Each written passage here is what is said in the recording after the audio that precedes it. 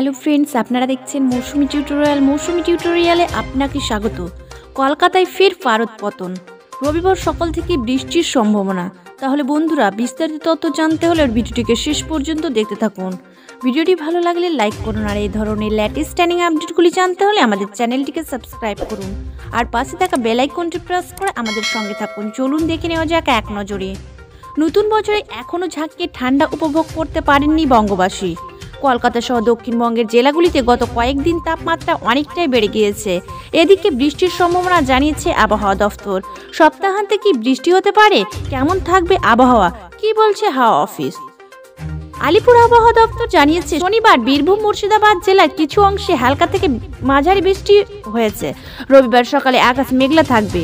পুরুলিয়া, বীরভূম, মুর্শিদাবাদ, নদিয়া, বাঁকুড়া, পূর্ব বর্ধমান, পশ্চিম বর্ধমানে বৃষ্টির সম্ভাবনা রয়েছে। বাকি জেলাগুলি শুষ্ক থাকবে।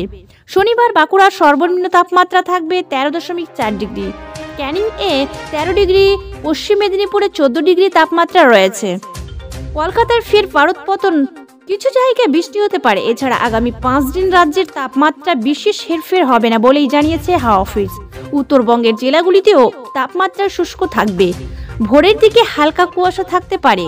10 জানুয়ারির পর থেকে উত্তরবঙ্গ ও দক্ষিণবঙ্গ দুভাগেই তাপমাত্রা অনেকটাই কমবে। কলকাতা সহ বাংলার একাধিক জেলায় ঝাঁকিয়ে শীত পড়বে।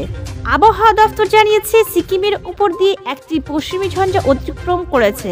এর জেরে পার্বত্য এলাকায় বৃষ্টি ও তুষারপাতের সম্ভাবনা রয়েছে।